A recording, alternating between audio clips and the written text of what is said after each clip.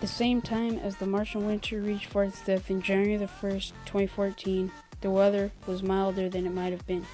The bump in power, calm climate pushed the rover's energy comfortably above the winter margins, pretty much assuring that the opportunity will be able to continue the rover along Murray Ridge and work through the winter solstice in mid-February and on into spring. This went to the conclusion that they could send it out to Mars. The Mars Exploration Rover is like a geologist while going over Mars. The only difference is the robot is a little smarter.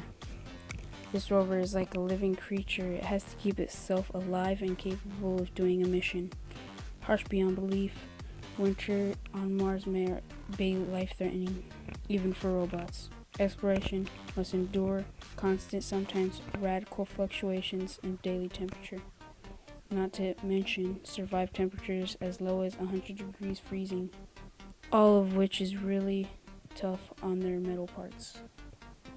With all the parts they have, their main parts on this rover are 3 cameras, which is a panoramic cam, called a pan cam, a nav cam, which is for location, and a mineral detecting camera, which can tell you what kind of rock it is looking at and the texture of the mineral. This rover's computer can hold up to 1,000 times more memory than many other rovers.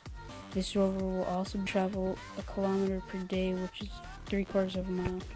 This will give the rover and NASA some restraints from the amount of information they could get in a complete day if the rover were able to travel all day.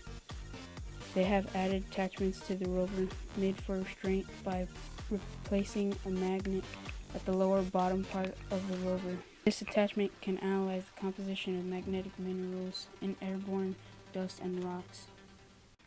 NASA has had robotics throughout the whole time they have been in the space industry. They have had some expensive robotics costing billions, and others just in the thousands digits. Although being in the space industry, they have focused on many other things.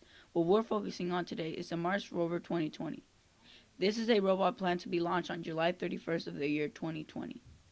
The robot has several new instruments that will help it do many more tasks than the older rover. These instruments include a supercam. This is a camera able to detect the presence of organic compounds. This will help the rover identify examples to be brought back to Earth. Another tool is personally my favorite. It's called the MOXIE. This is a device that turns carbon dioxide into oxygen.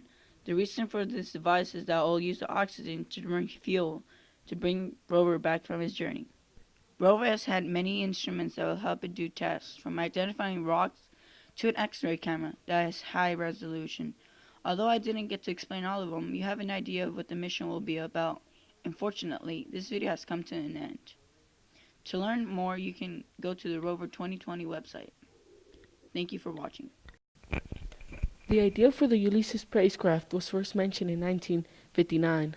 Missions such as the Pioneer 10 and 11 were influences to the Ulysses mission. In 1970, the idea for Ulysses spacecraft was officially formed. The mission was approved in 1977. The launch date for Ulysses spacecraft was set for February 1983. The purpose of Ulysses project was to explore the sun and to try understanding how it works. Another reason is to check what effects it have on the solar system. In order to create such an amazing machine, you need a lot of money. Ulysses was worth about $215 million. The design of Ulysses is like a cube. The size of Ulysses is 3.2 by 3.3 by 2.1 meters. Ulysses does many tasks. For example, measures the sun's gamma ray. Ulysses was designed and built by NASA and European Space Program scientists. Ulysses is equipped with a comprehensive range of scientific instruments. These are able to detect and measure solar wind ions, electrons, magnetic fields, energetic particles, and radio and plasma waves, dust and gases, X-rays, and gamma rays. Just like everything, the Ulysses spacecraft mission came to an end on 2009. Out of an amazing machine, a lot of money was spent on it. We got a lot of benefits from it. Now we understand the solar system more, and we got more information on the sun itself.